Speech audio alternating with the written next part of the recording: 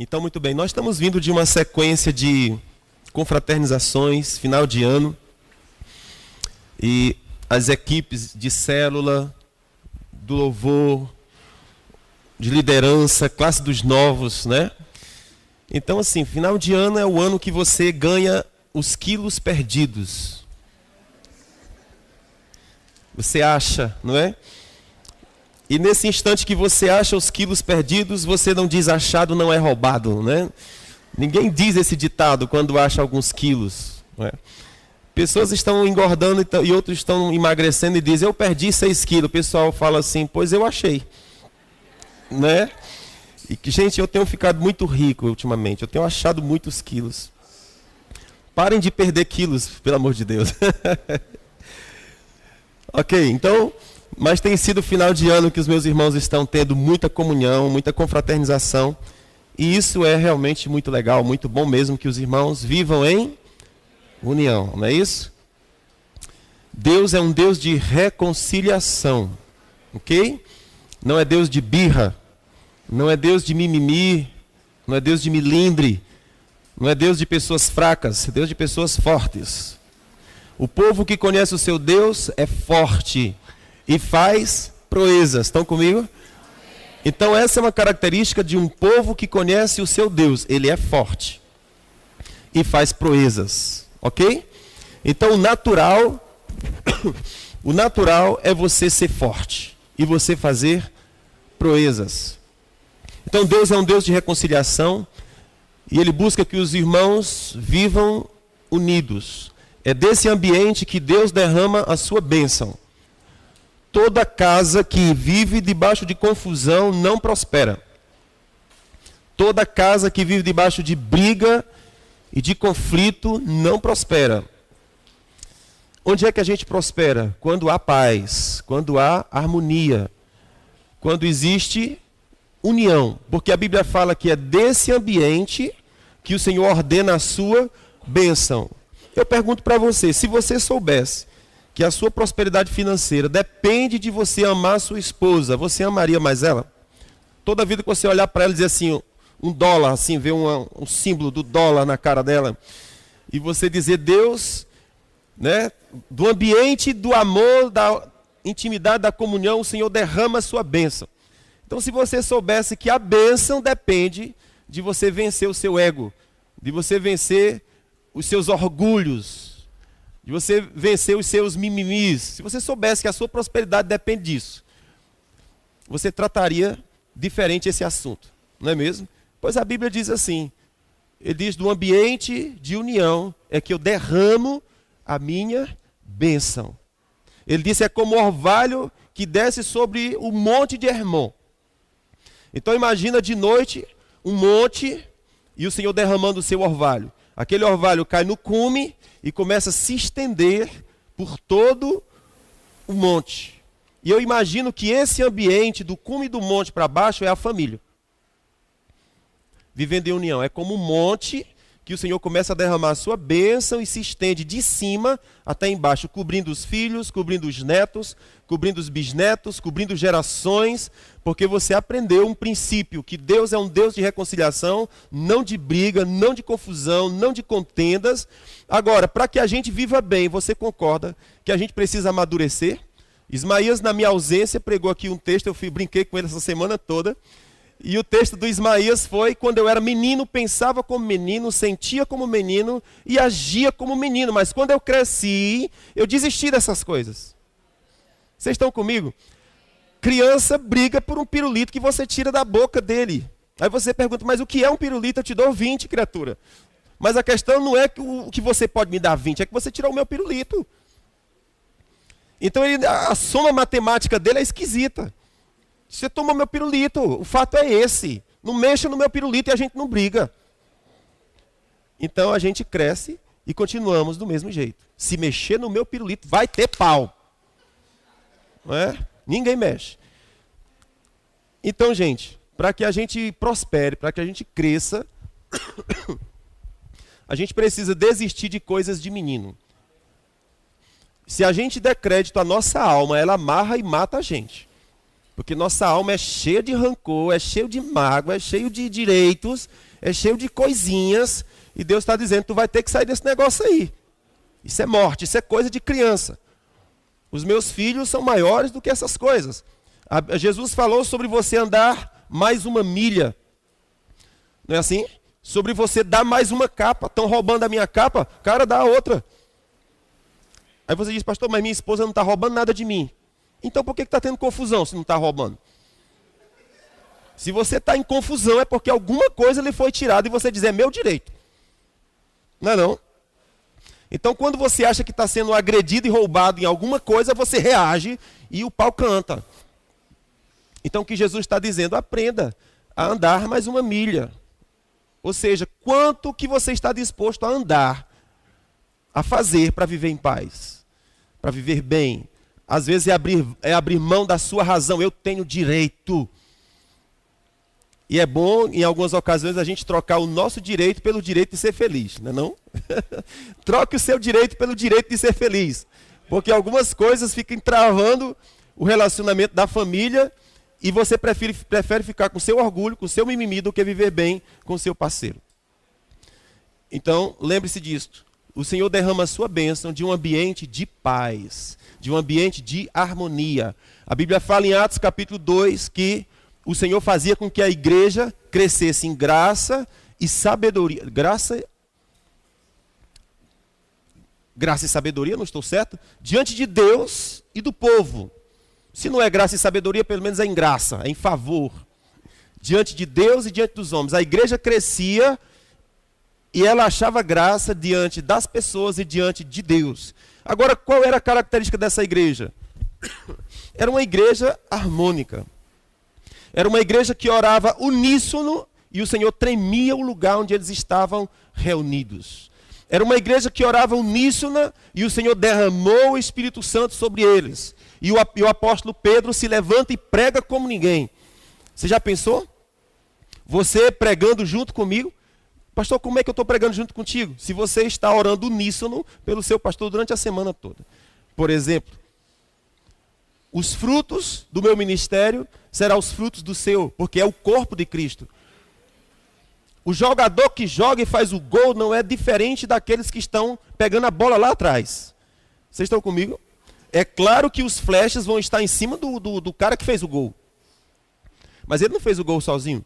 Teve um treinador, teve um coach lá, teve um médico, teve um fisioterapeuta, teve um cara que tratou de tantas e tantas coisas, até ele chegar no ponto de fazer gol. Vocês estão comigo? Então, nós somos um corpo e fazemos uma equipe. Veja, então quando a igreja andava unida, uníssona, era que o Senhor fazia grandes coisas no meio dela.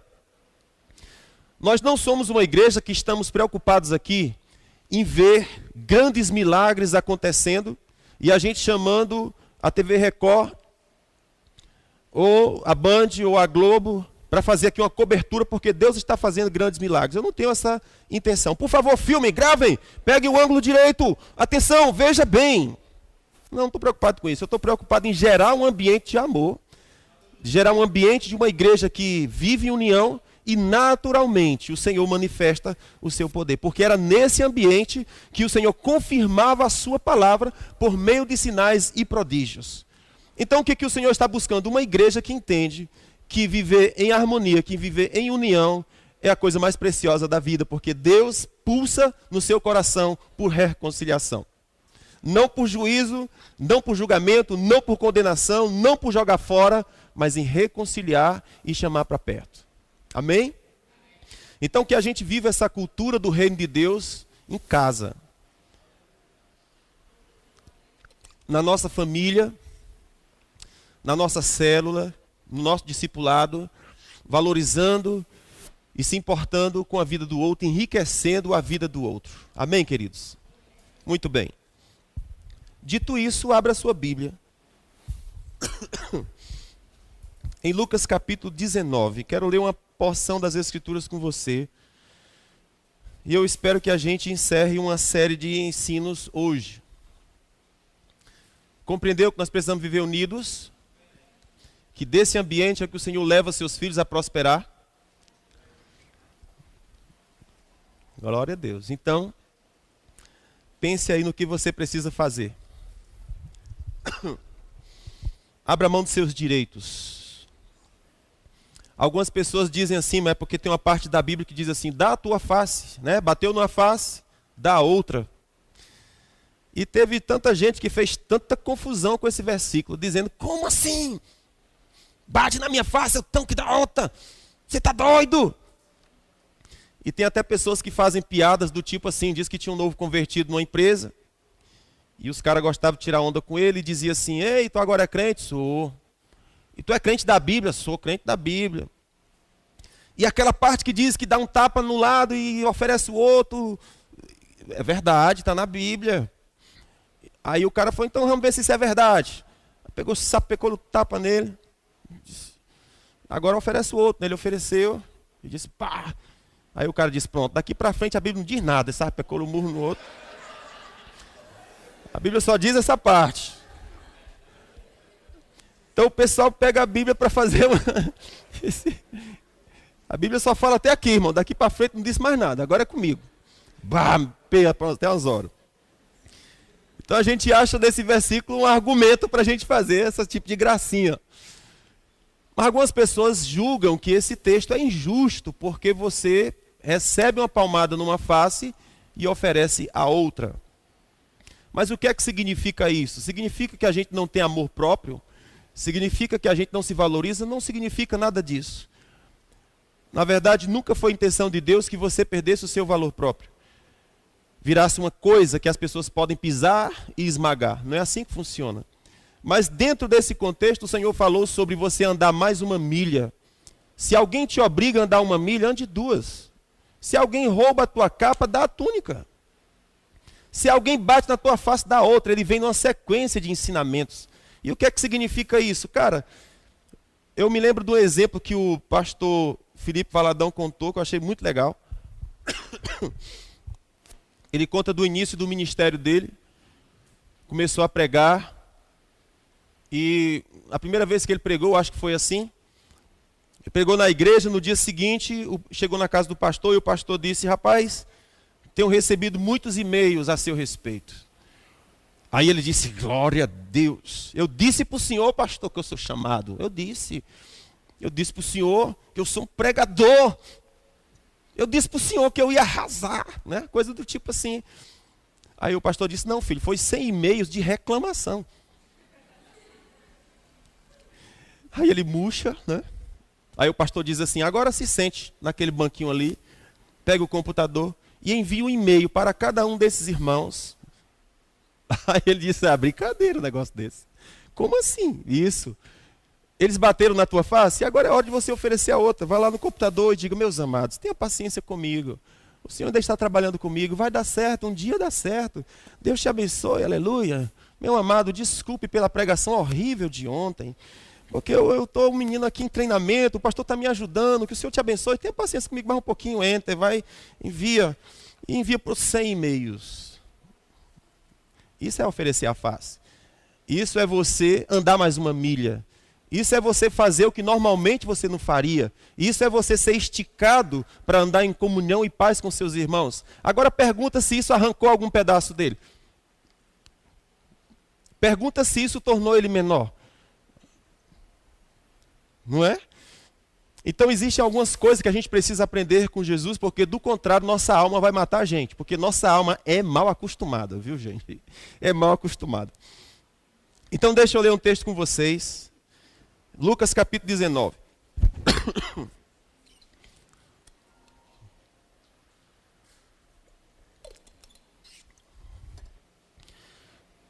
Tendo Jesus entrado em Jericó, vocês já abriram? Lucas 19. É bom que você conduza a sua Bíblia, tenha o hábito de ler a Bíblia, ok? Se os meus irmãos forem leitores da Bíblia, eu vou ficar muito contente com vocês. Não é muita coisa. Lucas 19 diz assim, tendo Jesus entrado em Jericó, ia atravessando a cidade. Havia ali um homem chamado Zaqueu, o qual era chefe dos publicanos e era rico. Este procurava ver quem era Jesus e não podia por causa da multidão, porque era de pequena estatura. E correndo adiante, subiu em uma árvore, chamada aqui de sicômoro, a fim de vê-lo, porque Jesus havia de passar por ali. Quando Jesus chegou naquele lugar, olhou para cima e disse: Zaqueu, desce depressa, porque importa que eu fique hoje em tua casa. Zaqueu desceu depressa e recebeu Jesus com muita alegria. Ao verem isso, todos murmuravam, dizendo: entrou Jesus para ser hóspede na casa de um homem pecador. Zaqueu, porém, levantando-se, disse ao Senhor: Senhor, dou aos pobres metade dos meus bens. E se em alguma coisa eu tenho defraudado alguém, roubado alguém, eu vou restituir 4 vezes mais. Disse-lhe Jesus: hoje veio salvação a esta casa, porque também este é filho de Abraão. Porque o Filho do Homem veio buscar e salvar o que se havia perdido. Por favor, repita isso aqui comigo. Porque o Filho do Homem veio buscar e salvar o que se havia perdido. Esse é um texto fácil de memorizar, não é mesmo? Jesus veio buscar e salvar o que se havia perdido. Muito bem. Há uns 4 domingos atrás, na verdade 5 domingos atrás, nós começamos aqui uma ministração sobre a parábola do mordomo infiel. E na primeira vez que eu ministrei sobre essa palavra, sobre o mordomo infiel, terminei de pregar, fui conversar com algumas pessoas durante a semana e digo: meu amado, como foi, como é que é? E na verdade, o que os meus irmãos diziam era: não entendi. Não entendi nada. Aí eu digo: então eu vou pregar sobre esse assunto repetidas vezes, porque é um assunto muito importante e nós não podemos ficar sem compreendê-lo. Então de lá para cá nós temos ministrado, hoje já é a 4ª vez, e nós estamos falando ainda sobre a parábola do mordomo infiel. E você se lembra que a parábola do mordomo infiel conta a história de um mordomo que estava roubando os bens do seu patrão, e os empregados chegaram e disseram que ele estava roubando. Então o patrão mandou chamá-lo e disse: é verdade, não é o que eu tenho escutado de você? Pois vá ajeitar as suas contas, porque você vai ser demitido. Então aquele homem começou a chamar as pessoas que estavam devendo ao seu senhor e disse: quanto é que você está devendo? Estou devendo 100. Ele disse: pois escreve aí 80. Depois de: quanto é que você está devendo? Eu disse: eu estou devendo 80, pois coloca aí 30. E o homem começou a dar desconto para muitas pessoas, para as pessoas que estavam devendo ao seu senhor. E diz a Bíblia que o patrão dele olhou essa atitude e disse: esse cara é muito inteligente. Ok? Se Jesus disse que a atitude desse homem era muito inteligente, então eu decidi prestar atenção o que foi que aconteceu ali. E então nós começamos a coletar alguns aprendizados muito importantes nessa parábola. O primeiro aprendizado é que haverá um dia de prestação de contas. Segundo aprendizado é que nós seremos achados mordomos infiéis da nossa vida. E a terceira lição importante é: se você vai ser achado reprovado, então comece a dar desconto para as pessoas. Vocês estão comigo? Se você sabe que não vai ser aprovado diante do tribunal da vida, então comece a dar desconto para as pessoas. Porque o que acontece normalmente na relação da nossa vida é que nós somos achados imperfeitos, mas nós exigimos e queremos e batemos martelo que todos sejam perfeitos. Se for imperfeito comigo, vai ver o que vai acontecer. Uma vez um rapaz chegou para mim e ele estava suspeitando que o pai dele estava tendo um namorico. A mãe desse senhor já tinha falecido. Ele era, portanto, viúvo. E o rapaz estava suspeitando que o pai dele estava namorando. Então ele chegou para mim e disse assim: pastor, se isso for verdade, rapaz, eu não sei não. Detalhe, esse rapaz é namorador, que é uma porqueira. Namora, mas namora muito. Mexe com mulher de um monte de gente. Não, mulher, tô falando mulher casada não, tô falando filha dos outros, tá compreendendo? Falando filha dos outros, namora com muita gente, mexe com muitas pessoas. Mas o pai dele, ele disse: eu não admito, porque meu pai não pode. E eu digo: esse rapaz deve ter algum parafuso solto na cabeça dele, né? Mas, porque na relação filho e pai, pai é sagrado, mãe é sagrado. Então você imaginar alguém beijando minha mãe, você é doido? Alguém beijando minha mãe que não é o meu pai, você está doido? Não pode. Alguém beijando o meu pai que não é a minha mãe? Não. Isso eu não admito, não posso, porque a relação papai e mamãe é uma relação... Mas a mulher já morreu, criatura. A mulher já foi, o homem está solteiro. E quer reconstruir a vida, mas ele é tão radical nos conceitos internos dele que ele não admite que o pai tenha mais um relacionamento que não seja a mãe dele, que já morreu. Então, normalmente, esse é o nosso argumento com a vida. Nós somos extremamente radical com o outro e extremamente liberal conosco. Podemos, mas os outros não podem. Ok? Então, uma lição que a gente aprende nessa parábola é que nós somos achados imperfeitos. Nós somos achados reprovados. E se essa é a postura diante da vida, nós vamos ser achados reprovados, então comece a dar desconto para as pessoas. Porque as pessoas também devem. Por exemplo, os pais um dia já foram adolescentes, correto? Mas quantos pais são absolutamente implacáveis com seus adolescentes? Como se ele nunca tivesse sido adolescente, nunca tivesse passado pelo que o adolescente passa. Será que vocês entendem do que eu falo, né? Adolescentes sentem coisas, não é? Há uma ebulição hormonal no adolescente. A sua vida sexual está começando a aflorar. E ele está passando por dificuldades muito sérias. Mas os pais se comportam como se eles nunca na vida tivessem sido adolescentes. E eles são extremamente radicais, extremamente duros com aquelas criaturas que estão tendo contato com o seu próprio corpo, que eles não entendem direito o que está acontecendo. E normalmente o coleguinha que eles vão ter vai conduzi-los para caminhos bem esquisitos.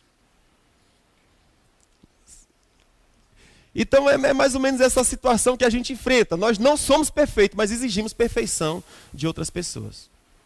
Mas o ensinamento de Jesus para nós é: cara, se você vai ser achado reprovado, comece a dar desconto para as pessoas. E Jesus disse: isso é esperteza, isso é inteligência. Jesus elogiou a atitude daquele cara. Jesus não criticou, ele elogiou. Ele aprendeu a dar desconto às pessoas na vida, a não ser tão radical com as pessoas, a não ser tão inflexível. Jesus fala que porque eu não tenho misericórdia das pessoas, eu não acho misericórdia para mim. Pessoas que são muito inflexíveis diante da desgraça alheia, do problema alheio, quando elas caem, elas não conseguem se levantar porque elas mesmas não conseguem se perdoar e nem se enxergar no espelho. Passa a vida inteira martirizando-se por algo que fez há 200 anos atrás. Mas não consegue se livrar daquilo, não consegue se livrar da culpa, não consegue se livrar do peso, não consegue seguir a vida, porque ela é tão radical, é tão extremista, é tão inflexível, que ela não consegue dar desconto nem para ela mesma. Então, quando a gente não aprende a dar desconto para as pessoas, nós começamos a construir um carrasco dentro de nós mesmos. Detalhe, nós vamos ter que conviver com esse carrasco que somos nós mesmos. Então, Jesus fala que um caminho bom é o caminho da misericórdia. Um caminho bom, ele disse, é você identificar o seu argueiro. A melhor dizendo, identificar a sua trave para poder enxergar o argueiro do outro. Irmãos, a gente só vai conseguir mexer no argueiro da outra pessoa quando nós conseguirmos enxergar o nosso e removê-lo. Essa semana eu estava dizendo que eu estou desistindo da ideia de ser mestre. Porque eu tenho percebido que pessoas não querem aprender. Elas sabem e não abrem mão dos seus conceitos. Não abrem mão dos seus conceitos. É como se todo mundo tivesse formado nas suas ideias, e se você chega com algum tipo de aconselhamento, elas fazem exatamente o contrário daquilo que você aconselhou. Então não precisa de ninguém para te instruir em alguma coisa. Mas o que a Bíblia diz para nós é que o sábio, ele vai louvar a pessoa que lhe dá conselho. O tolo vai desprezá-lo e rejeitá-lo. Engraçado, né? Porque o sábio, ele já é sábio, não precisa que ninguém instrua.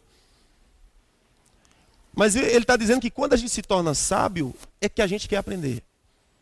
Mas quando a gente é tolo, o conselho chega e a gente faz o contrário, porque a gente acha que o que a gente sabe é que está certo. Isso tem um fundamento no que Jesus ensina pelo seguinte: se você quer ajudar alguém, ele disse, então tire os seus argueiros, tire suas traves. Porque todo mundo tem trave. Todo mundo tem argueiro. Todo mundo tem um incômodo em algum lugar da alma. Em alguma experiência da vida. Tem crises, tem argueiros. E normalmente elas não sabem como lidar com os seus argueiros e elas reagem de modo diferente. Elas tentam se proteger, se esconder por causa da angústia e da dor que ela enfrenta na alma. Mas o que acontece é que nós não gastamos tempo para identificar a nossa própria dor e nós queremos resolver a dor dos outros. E o que Jesus está dizendo não funciona assim. Se você for ajudar alguém, se você não for com a humildade de alguém que já sentiu e sofreu aquilo, você vai entrar como dono da verdade, com 2 pés nos peitos, voadora na pleura, porque não há misericórdia. Irmãos, uma coisa linda que eu vejo em Deus é que diz a Bíblia que os anjos desejaram ser pregador do Evangelho. E Deus disse, não. Os homens vão pregar. Eu acho isso lindo, cara. Por quê? Porque os anjos iriam... Isso é o que eu acho, a Bíblia não diz, mas eu acho que os anjos iam chegar aqui e dizer que tu é muito fraco, cidadão. Tu é muito... Pelo amor de Deus, macho. Como é que tu fica caindo nesses pecadinhos aí, rapaz? Como é que tu ainda fica se achando assim, meu irmão? Por que tu ainda anda com depressão, mano? Tu é doido, rapaz? Arruma tua casa. Põe tua casa em ordem. Por que tá tudo bagunçado? Olha tua gaveta aí, o anjo, né? Rapaz, isso não é jeito de vida não, macho. Te ajeita, vai te pentear. Bota um batom nesse rosto, criatura. Porque o anjo não sabe o que é depressão. Eu me lembro da minha irmã, uma vez chegou na casa da minha outra irmã, e chegou lá, quis arrumar tudo. E a minha irmã é assim, as coisas dela é bagunçadas, mas ela sabe onde é que está cada parafuso. Tudo bagunçado, é tudo pá, pá. Mas se ela disser onde é que está tal agulha, número 20, sei lá se tem esse número. Mas ela sabe que a número 20 está em tal lugar, debaixo de tal livro, debaixo de tal prateleira, ela sabe. Então a outra chegou e disse, eu vou arrumar tudo. Arrumou a casa e disse, tá um brinco. Ei, mas a casa não é tua. Tá um brinco para você, não para ela. Né? Então quer dizer, a gente acha que consegue resolver o argueiro do outro. A casa é dela. Ela gosta daquele jeito. Por isso que é dela, por isso que tem a cara dela. Não é a sua cara. Quando você chega na sua casa, a sua casa tem a sua cara. Muito bem. E minha irmã chegou lá e arrumou a casa da outra. Passou-se o tempo, elas tiveram uma briguinha, porque você mexe na casa dos outros, os outros ficam meio, né, meio assim. A minha irmã, tempos depois, passou por um processo difícil na família dela. O marido traiu, o negócio complicou, o marido ficou com a amiga que tinha acesso à casa, essas coisas. E aí ela começou a enfrentar um processo de depressão, né, na vida. E a casa dela começou a ficar bagunçada também, né? Começou a se bagunçar. Depois que a casa ficou bagunçada, e a gente teve a oportunidade de conversar, ela disse, hoje eu entendo a minha irmã. O anjo nunca passaria por isso. O anjo nunca passaria por esse processo, não é? Mas Deus fala o seguinte, não, cara, eu vou chamar os homens para pregar aos homens. Eles sabem o que é dor de homem. Eles sabem o que é vida de homem. Eles sabem o que é vencer suas tentações. Eles sabem o que é vencer cada um suas dificuldades. De modo que não há anjos. E quando você olhar para um homem de Deus, uma mulher de Deus, e achar, meu Deus, eu estou diante de um anjo. Eu digo, baixa a bola, irmão. Jesus falou, só há um mestre entre vós, só há um Senhor entre vós, vós sois todos irmãos. Vocês têm o mesmo Senhor, vocês têm o mesmo Espírito, vocês têm a mesma fé, vocês têm a mesma redenção, vocês têm o mesmo Salvador, vocês estão unidos ao mesmo Cristo, vocês estão unidos ao mesmo Espírito, vocês são um corpo, um é o vosso Senhor. Essa é a consciência. Então o Senhor chamou homens imperfeitos para pregar o evangelho a homens imperfeitos, para trazê-los a um ambiente de vitória. Amém? Não é a intenção de Deus chamar um homem perfeito para pegar o imperfeito, para tornar todo mundo imperfeito e aí fica todo mundo na lama. Não, é um imperfeito pegando para o imperfeito e levantando o imperfeito. Porque a glória é dele, nunca foi sobre nós, é sobre o que ele fez. A glória é sempre dele. Então o que a gente está aprendendo é que nós seremos achados reprovados. E Jesus falou, eu vim buscar o que se havia perdido. Então se nós queremos ajudar alguém a tirar o seu argueiro, lida primeiro com o teu. Trata primeiro o teu. Porque se isso não acontecer, você vai furar o olho do outro. Você vai vazar o olho do outro, você vai gerar feridas no outro, porque o seu coração não está carregado de misericórdia. Seu coração está carregado de juízo.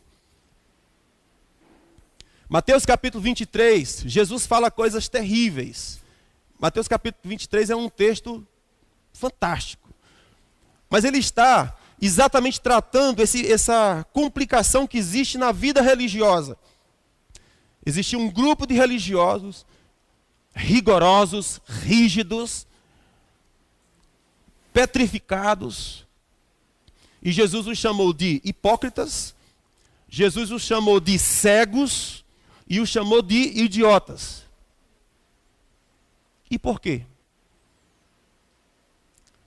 Exatamente porque eles tinham esquecido duas coisas da lei. E o que era? Justiça e misericórdia. Jesus falou, vocês dão dízimo do endro, cominho e hortelã. Ou seja, eles eram um cara tão rigoroso que eles cumpriam os mínimos detalhes da lei. Mas para quê? Para chegar diante do outro, pisar nele e dizer, você é um impuro. Tanto é que quando Jesus entrou aqui na casa do Zaqueu, o que a massa disse? Como que ele entra na casa de um pecador? O que ele estava dizendo? Eu sou melhor. Eu sou melhor. Como que Jesus entra na casa de um pecador? E aí Jesus trouxe uma instrução fantástica para nós. Se você não entender que você é perdido, você nunca será achado. Amém? A condição para você ser achado é que você saiba que você está perdido.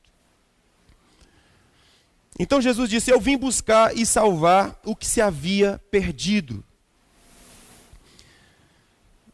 Queridos, nós fomos achados reprovados em muitas coisas da vida. Por exemplo, nós somos achados reprovados nos sentimentos do nosso coração. Por exemplo, você amou quem não devia, desprezou quem não podia, ou então simplesmente se fechou para o amor. Quando você foi posto diante da vida para administrar o amor, você não soube, falhou em algumas coisas. Quantas pessoas destruíram suas vidas por causa de relacionamentos que não dava certo? todo mundo apontou. Falou, trouxe luz, conversou, dialogou, mas a pessoa estava com os ouvidos absolutamente fechados. Se relaciona com pessoas que vão causar mais dor do que alegria. Então, quando a pessoa está no campo da vida, ela vai se perceber reprovada, porque amou pessoas que não deviam. Eu vou citar aqui um caso para vocês. Eu estava acompanhando o caso de uma menina. Pessoal, veja bem, deixa eu dizer para vocês aqui. Eu não acompanho pessoas apenas aqui da igreja, amém? Eu sou pastor. Então, vem pessoas de que você nem imagina de onde que vem, mas vem. Então, às vezes eu falo de casos aqui, nem olho para o irmão do lado. Vixe, será que é ele? Nem olho para o irmão do lado. Não, eu acho que é ele. Eu estou achando que o pastor está falando é dele. E tem pessoas que às vezes vêm para a igreja e dizem assim, rapaz, eu não vou mais para aquela igreja não, que o pastor fica falando da minha vida. Eu acho que foi fulano que disse para ele. Fulano não falou nada para mim sobre a sua vida.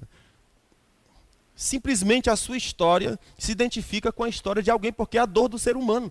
São os argueiros do ser humano. Vocês estão comigo? Olha o que eu vou dizer. Então, uma menina casou jovenzinha e o marido era um cara duro, que não ligava para a esposa, que não dava atenção à esposa, que humilhava a esposa, que desprezava a esposa. Tipo, o transporte dele era dele, não era dela. É o meu transporte. Se a mulher quiser, peça emprestado e eu vou pensar se eu vou te dar. Coisa do tipo assim. O dinheiro é meu, as finanças é minha, não há nada para você. É um casamento esquisito. Casamento esquisito. O dinheiro é meu. Maridos, façam curso de casais aqui da TGF. Mulheres, façam curso de casais da igreja. Em janeiro as inscrições vão estar abertas. Nós vamos dar muito curso esse ano de 2018. O Ministério de Família vai trabalhar feito doido aqui. De janeiro a janeiro. Há muita coisa que nós precisamos crescer em Deus e aprender em Deus. Então existem mulheres que são tratadas como capacho. E era assim que aquele marido tratava. A menina conversou comigo algumas vezes e eu digo, rapaz, aí os meus discursos às vezes são esquisitos. E geralmente eu começo dizendo assim, você se ama, você se respeita, você é gente, porque pessoas vão pisar em você só se você deixa, irmãos. Uma vez, não vou citar esse exemplo não, deixa pra lá. Não, deixa pra lá. Vou identificar, Maia. Ótimo. Pois bem. Então eu começo com essa discussão com ela. Minha filha, você se ama, como é que é? O moral é que passou-se o tempo, ela começou a absorver aquilo e resolveu estudar. Se levantou. Quer saber de uma coisa? Eu vou estudar, vou fazer faculdade. Fez faculdade. Se formou. E depois que se formou, a cabeça dela era outra, o pensamento dela era outra, a ideia era outra. Ela disse, agora eu vou viver. Na primeira vez que ela foi viver, se relacionou com um cara casado. Aí como assim, cidadã? Você quer resolver a sua vida pisando na jaca? Então é você sair de um ambiente ruim e entrar no outro pior. Eu estou estimulando você para que você se levante como gente, para que você se levante como alguém que se ama, como alguém que se valoriza, como alguém que é gente e que precisa ser vista como gente, não como um objeto sexual. Porque vai existir alguns maridos que só vão enxergar a sua esposa como um receptáculo de esperma e não como gente. E deixa eu lhe dizer, essa mulher tem um pai, vocês estão comigo? Maridos estão tratando suas esposas, ou não precisa nem ser esposa, porque hoje nós temos muito playboy, que está vivendo com muitas mulheres, que não as respeita. E deixa eu dizer uma coisa para você, essas meninas têm pai. Essas meninas têm pai. Se o pai da terra não está fazendo nada, tenha certeza que o pai dela vai fazer. Que o pai dela vai fazer. Porque não tem um pai que está aqui entre nós, que visse um sem vergonha, fazendo safadeza com a sua filha, e ele não fosse lá se levantar para defender sua filha. Duvido. A não ser que ele seja um pai desnaturado. Mas se ele for um pai, ele não vai deixar nenhum marmanjo humilhar, pisar, esculachar sua filha. Não vai deixar. Então, homens, preste atenção como que vocês estão se relacionando com mulheres, porque elas têm pai. E o pai delas é Deus. A Bíblia fala que pelo modo como você trata a sua esposa, sua oração não é ouvida. A pessoa, meu amigo, não é brincadeira. O Senhor leva a sério vocês, princesas. Leva a sério. O Senhor ama vocês. Então, homens precisam ter muita responsabilidade. Como que se relaciona com essas meninas? Porque elas têm pai. E ele se importa com elas. Não se iluda com isso. Cada dor que você faz uma mulher passar, o Senhor está percebendo aquilo. Não está passando alheio. E vai ser cobrado na sua conta. Não, cara, veja. O primeiro princípio que nós aprendemos com Jesus é: há um dia de prestação de contas. Primeira coisa é essa: há um dia de prestação de contas. Então, não trate uma mulher como se fosse um receptáculo de esperma, porque não é isso que ela é. Ela é um ser humano, ela é uma pessoa, ela tem alma, ela tem sonhos, ela tem objetivos, ela tem expectativa de vida, ela é gente. Então, agora mulheres também se valorizem. Porque primeiro quem precisa se valorizar é a mulher. Quem não se respeita nunca será amado. Quem não se admira nunca será amado.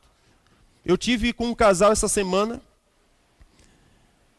e o casal estava em crise, ele não estava em casa, conversamos só com a esposa, e eu perguntei para ela: você casaria com você? Ela disse não. Então pronto, está explicado.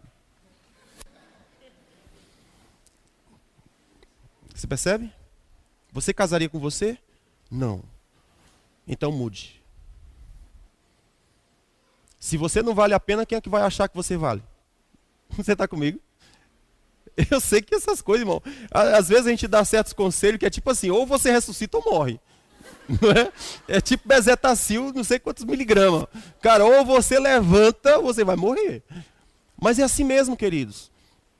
Então vejam, amados, nós somos achados reprovados na nossa administração, na administração dos nossos afetos. Como que nós administramos nossos afetos? Às vezes amamos quem não devia e desprezamos quem não podíamos desprezar. Em algumas circunstâncias, nós nos trancamos para o relacionamento e não queremos relacionamento.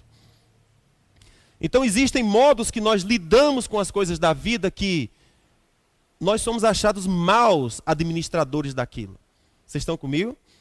Então assim ocorre com muitas circunstâncias da vida. Se nós fôssemos passar um pente fino na nossa espiritualidade, no nosso relacionamento com Deus, como é que a gente iria se julgar? Não é? Se nós fôssemos relacionar, se nós fôssemos nos julgar na nossa vida espiritual, como que nós seríamos achados? Aprovados ou reprovados? Eu digo por mim, como pastor, sou achado reprovado o tempo todo. Estou falando do meu diálogo interno. Vocês estão comigo? Eu acho engraçado esse negócio do diálogo interno. Porque em algumas questões da Bíblia fala assim: e ele disse consigo mesmo. Eu gosto disso. E ele falou consigo. E é mesmo assim que acontece. Não é? Você está enfrentando uma circunstância da vida e ele falou consigo mesmo. É uma voz interna que você conversa consigo mesmo. É o que aconteceu com o filho pródigo, que se perdeu. E quando ele estava perdido, a Bíblia fala: e caindo ele em si disse. Ele falou consigo próprio. Então, quando eu sou colocado para lidar com o meu ministério pastoral, eu digo: cara, eu estou reprovado. Eu me sinto e me vejo e me percebo reprovado. Então veja que a gente está diante da nossa vida espiritual e a gente se acha reprovado. A gente se percebe reprovado. Pastor, o que é que a gente aprende com tudo isso? Porque quando a gente vai investigar cada área da nossa vida, veja, você tem sido um cristão que você se orgulha do tipo de cristão que você é, por exemplo? Né? Pergunta do tipo: Quantas pessoas você está enriquecendo? Como é que a gente enriquece pessoas? Você tem dons, você tem talentos, você sabe fazer algo. E o que é que você está fazendo para enriquecer a vida de outra pessoa? Por exemplo, idosos. O que é que eu poderia fazer com idosos? Crianças. O que é que eu poderia fazer com crianças? Como que eu poderia usar o que eu tenho e o que eu sou para enriquecê-lo? Imagine o exemplo de você pegar uma criança que tem dificuldade no colégio. Uma criança que tem dificuldade no colégio. Não sabe os deveres, não sabe como é que faz, a mãezinha dele também não sabe, e se sabe não está nem aí. Você sabe disso, e você pega uma criança e diga, venha para cá que eu vou lhe ensinar o seu dever de casa. Eu vou lhe ajudar no seu colégio. Você está enriquecendo a vida de uma criança. Ela está recebendo atenção, ela está recebendo afeto, e quem sabe uma merenda. Não é? Quem sabe uma merenda. E a merenda é muito importante. Merenda é espiritual. Tem um efeito fantástico. Não é? Enriquecer pessoas. Essa cultura de enriquecer pessoas. Irmão, se a gente for de Deus e nós não exercermos a misericórdia e o amor, está tudo errado. Tiago diz que a verdadeira religião é visitar os órfãos e as viúvas nas suas necessidades. O que significa isso? Existem pessoas que precisam ser enriquecidas. Pastor, eu estou falando daquele que pede na rua? Não necessariamente. Porque eu confesso para vocês que isso para mim é uma crise. Eu estou confessando para vocês. Pastor, eu devia saber essa resposta. Eu não sei. Eu não sei se está certo ajudar. Eu não sei se não está certo não ajudar. Eu não sei. Eu não sei. Porque algumas vezes a gente ajuda, a gente só piora o estado daquela criatura. E aí é uma outra palestra que a gente tem aqui no curso Campeões sobre os princípios da riqueza. Como ficar rico. E o primeiro princípio para ficar rico é: seja empreendedor, gere algo, enriqueça, produza algo. Pessoas querem enriquecer sem fazer nada. Vai morrer pobre. A Bíblia fala que esse nem comer deve. Porque o princípio da riqueza é gerar algo. Então existem pessoas que só sabem estender a mão. Me dá, me dá, me dá, me dá. Não gera nada. O que eu estou fazendo com ele? Fique pobre e continue pobre. Eu não sei se realmente é certo fazer isso. Mas o que é o certo fazer? A Bíblia fala, é a viúva verdadeiramente viúva. É o órfão verdadeiramente órfão. Se ele tem um tio, se ele tem um sobrinho, se ele tem um amigo que dá assistência a ele, então ele já não entra. A pessoa que a gente vai estender a mão e exercer misericórdia e levantar é aquela pessoa verdadeiramente pobre. Isso significa que uma vez ou outra você não deu uma feira, você não deu um presente? Não. Porque para a gente dar presente, a gente não precisa a pessoa ser pobre. É bom dar presente. Agora eu quero dizer uma coisa para você. Não dê presente esperando receber outro. Isso é um princípio bíblico. Não chame alguém para comer na sua casa para que ele chame você para comer na casa dele. É princípio bíblico. O que Jesus diz é: faça, sem a expectativa de que ele devolva. De preferência, faça para aquele que não tem poder de devolver. Estão comigo? Isso é extraordinário. Isso é extraordinário. Irmãos, a cultura do reino é enriquecer pessoas. Então, quando a gente está diante do nosso julgamento como seres que buscam a Deus, nós somos achados aprovados, o que nós temos feito? Hoje um irmão estava falando, vamos juntar uma feira e vamos dar para determinada pessoa. Eu digo, ok, façam. Mas mesmo a feira que a gente vai juntar e dar para alguma determinada pessoa, a gente pode tornar aquilo um vício e um problema. Porque nós somos mamíferos e onde tem uma teta, a gente quer mamar. Nós somos mamíferos, é da nossa natureza. Me dá uma teta. E eu vou me apegar a ela e não solto. Você já viu a mamãe quando quer desmamar o menino? Na minha época, a mamãe botava cocô de galinha no peito.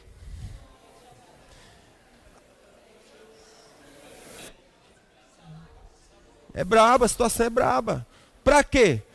Porque, criatura, tu já cresceu, mano. Solta meu peito, criatura. Aí pra onde vai? Tá lá a mamãe com aquele marmanjão. Bichão enorme. Quer soltar a teta? Nunca.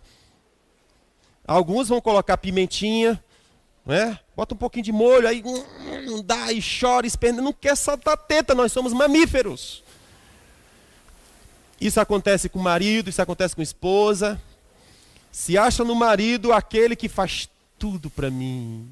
O que é que eu faço? É minha teta, eu vou grudar aqui. Tudo para mim. Cara, não queira esse tipo de vida. Queira um tipo de vida que produz, um tipo de vida que gera, um tipo de vida que enriquece, um tipo de vida que dá. Irmãos, a Bíblia fala, melhor coisa é dar do que receber. Vai existir circunstância que nós precisamos receber. É verdade. A vida muda. Às vezes você está muito bem hoje, amanhã você está na pior. E você precisa de alguém que chegue e estenda a mão para você. Mas a minha consciência é, eu quero ter para dar, não para receber. Eu quero ter, essa é a consciência. Irmão, me abençoa com R$100. Tem alguns que chegam assim, me abençoa com R$100 porque está escrito.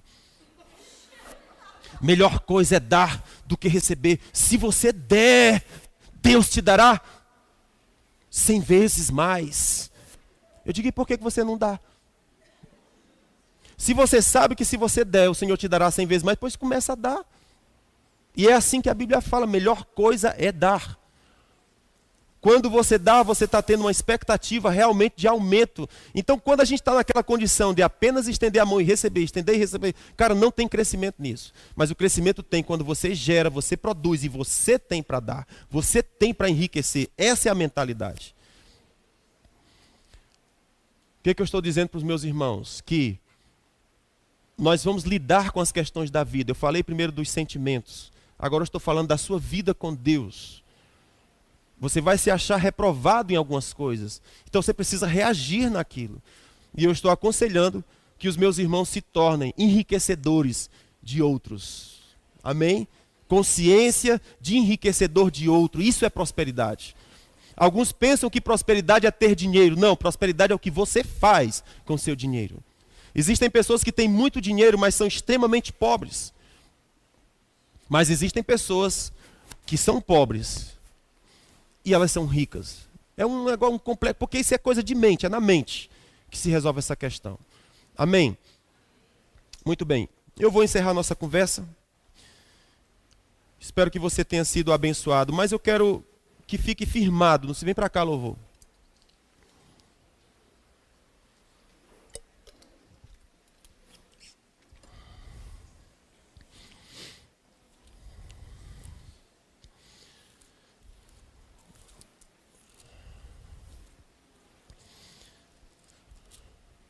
Eu quero que fique firmado aqui uma verdade no nosso coração. Nós falamos que se nós não exercermos misericórdia, nós não temos como ajudar as pessoas. Vocês estão comigo? Não tem. Para nós ajudarmos as pessoas, nós precisamos primeiro tirar os nossos argueiros. Aquilo que arranha a gente, machuca a gente por dentro. E você sabe, uma das coisas mais difíceis para nós é lidar com as nossas dores. É lidar com as nossas angústias. Com os nossos vazios existenciais. As coisas mais difíceis que tem. Normalmente, quando a gente lida com as nossas dores, nós queremos o quê? Arranjar alguém para a gente culpar. Não é assim?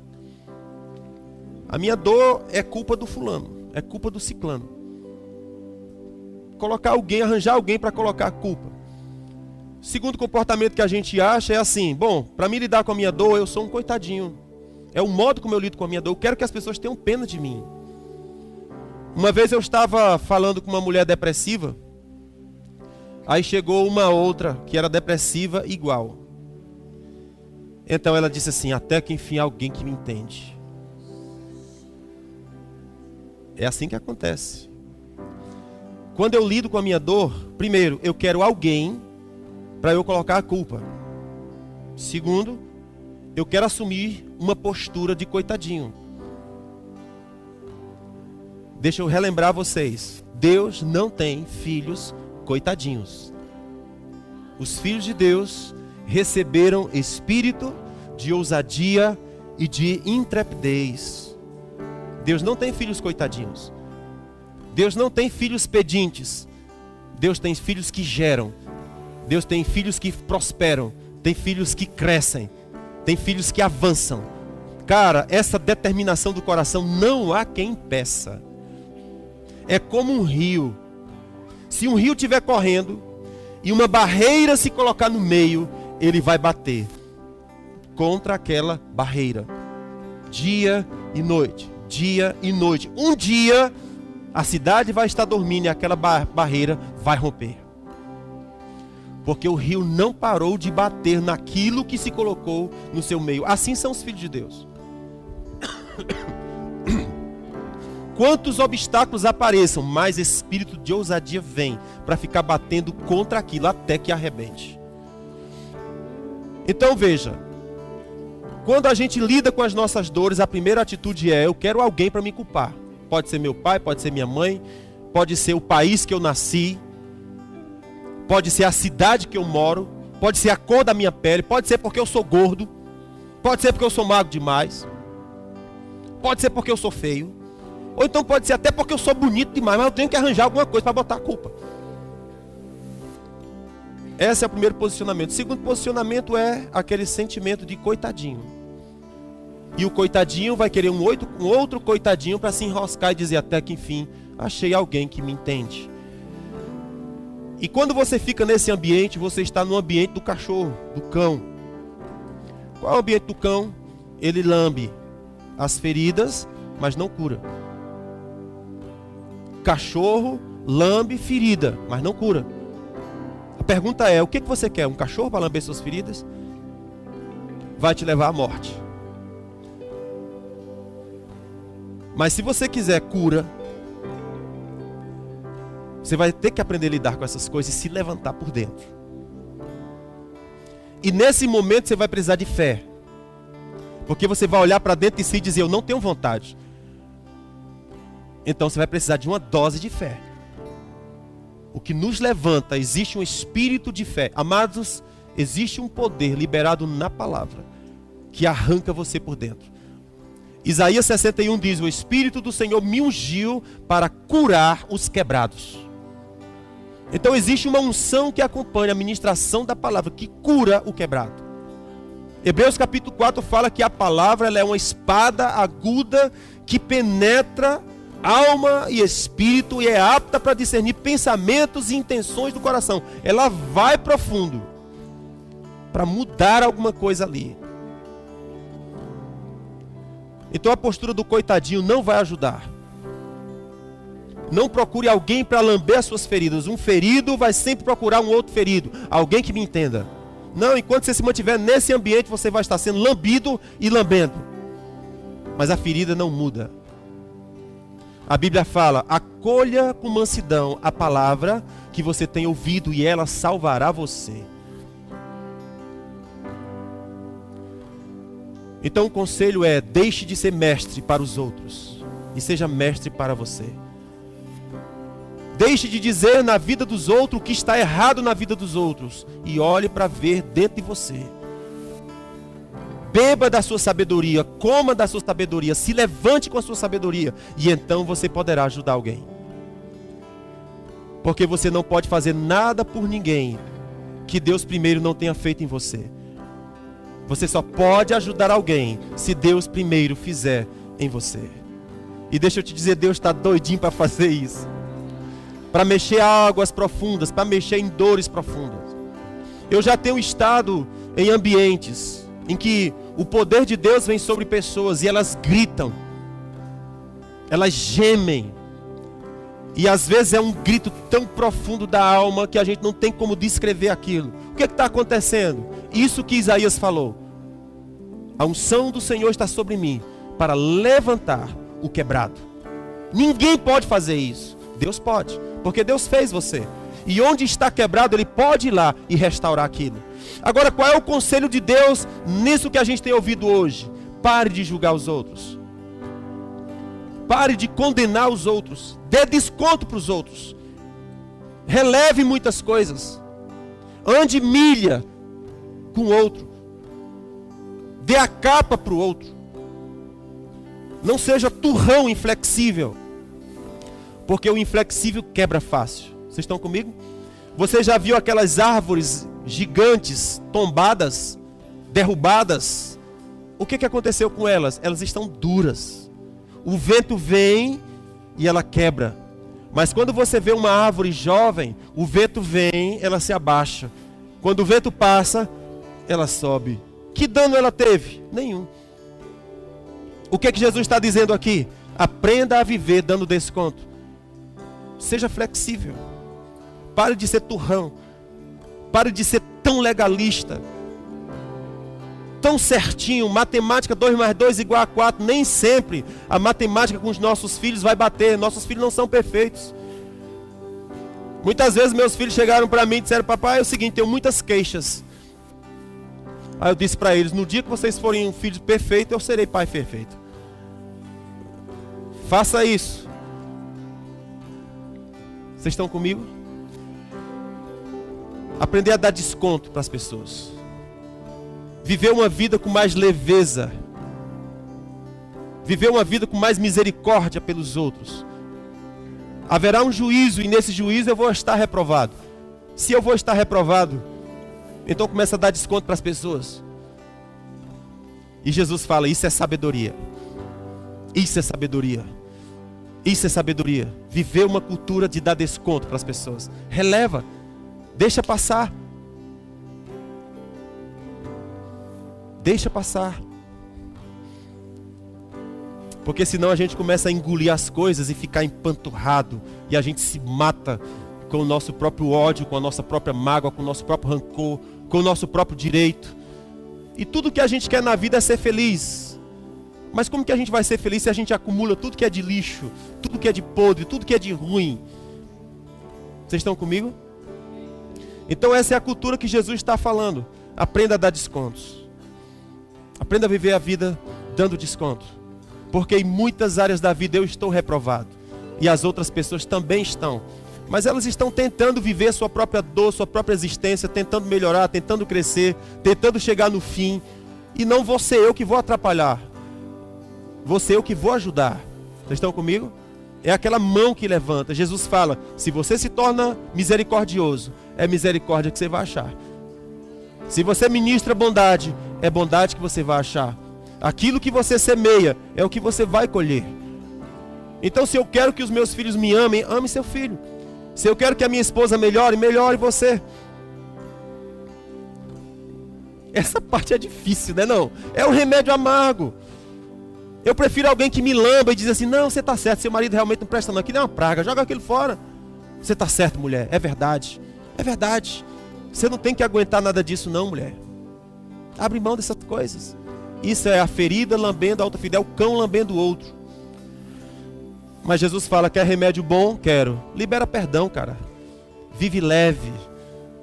Dá desconto para as pessoas. Vai e viva. Vai e seja feliz. Vai e cresça. Vai e prospere. Se eu puder te ajudar, te atrapalhar, é que eu não vou. Nosso vizinho aqui do lado diz: pastor, tudo pelo progresso. Eu acho o máximo isso. Ele mora do nosso lado. Ele disse: pastor, eu amo sua igreja. Amo sua igreja. O senhor pode fazer seu culto aí. Se preocupe comigo. Tudo pelo progresso. Tudo pelo progresso. Que filosofia extraordinária, né não? Tudo pelo progresso, pastor. Tudo pelo progresso. Então que essa seja a mentalidade da gente. Amém, queridos? Então, uma cultura de lidar com a sua dor na sua própria vida e respeitar a dor do outro. Nós queremos dizer como é que a outra tem que ser mãe. Não seja mãe, mãe tem que ser assim. Mas você não é a mãe daquele filho. Não é? Então é fácil dizer a receita para o bolo do outro. O difícil é fazer o seu bolo. E o que Jesus está dizendo é: cara, aprende isso. Dá desconto e eu vou te elogiar. Você se tornou sábio, fazendo amigos com o discurso da graça. E o que é o discurso da graça? O Senhor me amou sem que eu merecesse. Incondicionalmente, Ele me perdoou, Ele me amou, Ele me buscou, porque Jesus falou, eu vim buscar o que está perdido. Jesus não veio achar o que está achado, é o que está perdido mesmo. E Ele mostrou para nós que todos os homens estão perdidos. Em alguma medida, eles estão perdidos. E daí Ele citou a parábola da moeda perdida, da ovelha perdida e do filho perdido. E citou a parábola do mordomo infiel, que é um mordomo perdido como mordomo da vida. Citou o exemplo de um outro homem que entrou numa festa e assumiu as primeiras cadeiras. Jesus falou, não faça isso. Sente-se lá atrás. Não assuma a postura de alguém que é o cara. Não. Sente-se lá atrás. E deixe que o dono da festa chame você. Isso é honroso. Do que ele está falando? Cara, não assume a postura da vida, vendo os outros lá embaixo e você lá em cima. Não assuma essa postura, isso é ridículo. Vai para o teu canto, humilde, secreto, deixa as pessoas te ver. Não se exalte. Charles não está aqui, né? Charles foi o menino que chegou agora no nosso meio. E um dia desse a gente saiu que no final do culto ele disse, pastor, o que foi? Pastor, o senhor deu uma cacetada na minha cabeça, pastor. E eu digo, quando foi isso, filho? Porque normalmente eu sou muito amoroso com os meus irmãos, né? Me mostre o dia e a hora que eu fiz tal coisa. Ele disse, pastor, eu cheguei para o senhor, estou vindo de uma grande igreja e vou congregar com o senhor.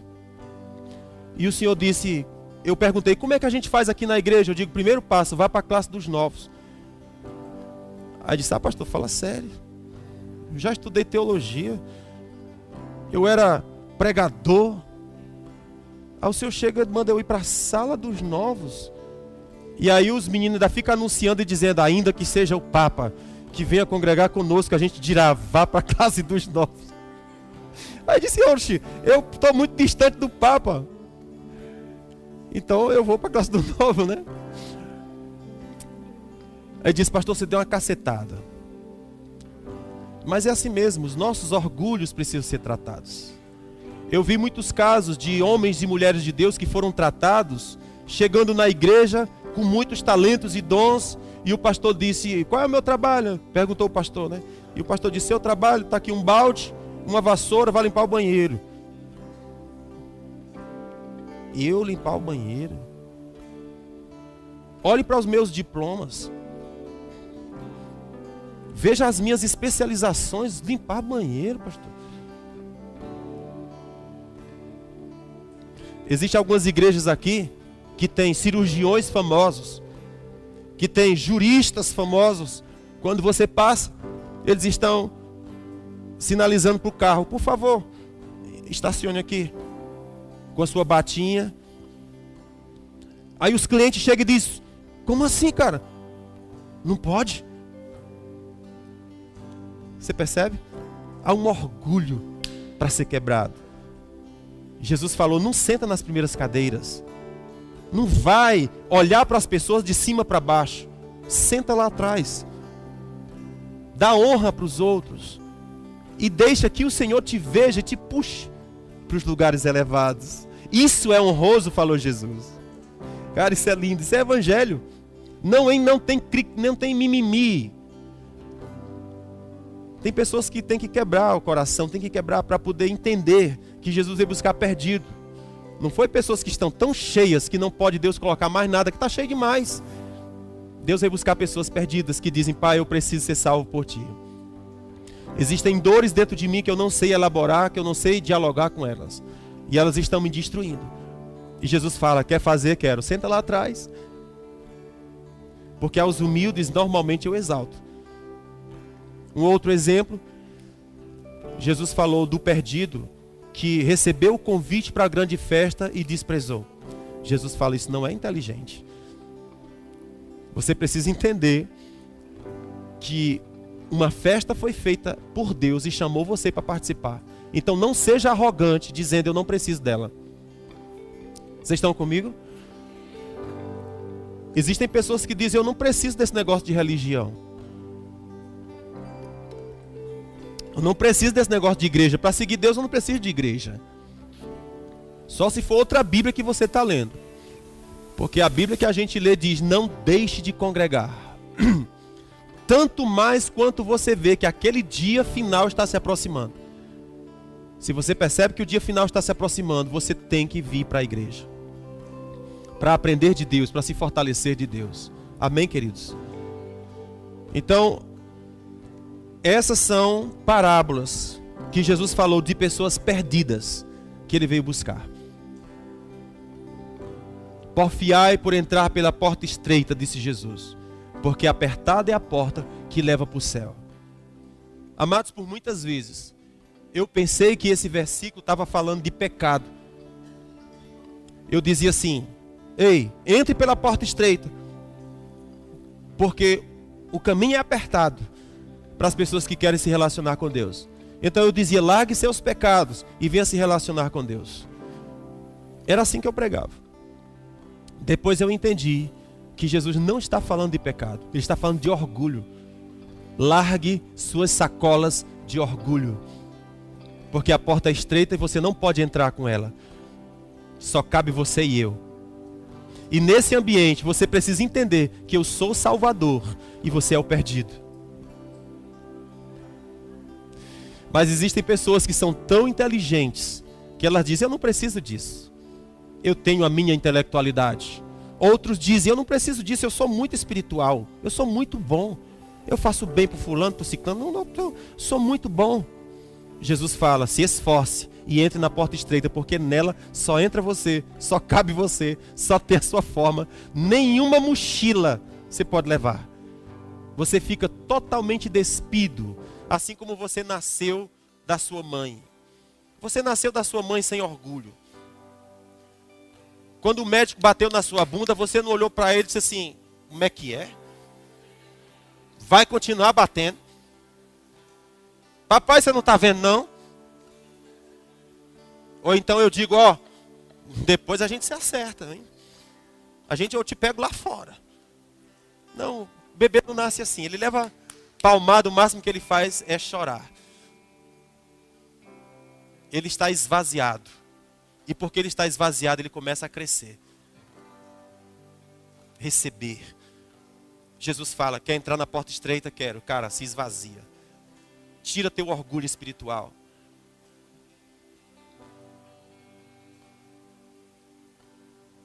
Fica vazio. Exposto. E deixa Deus tocar você. Ele veio buscar perdido. Se eu não entender que eu estou perdido, que eu preciso de um Salvador, não vai ter Salvador. A Bíblia diz assim, seja Deus verdadeiro e todo homem mentiroso. Ele fala assim, faça isso para que você escape no dia do juízo. Deus é verdadeiro e todo homem é falso. Precisa de uma ajuda. Amém, queridos? Glória a Deus, que o Senhor vos abençoe.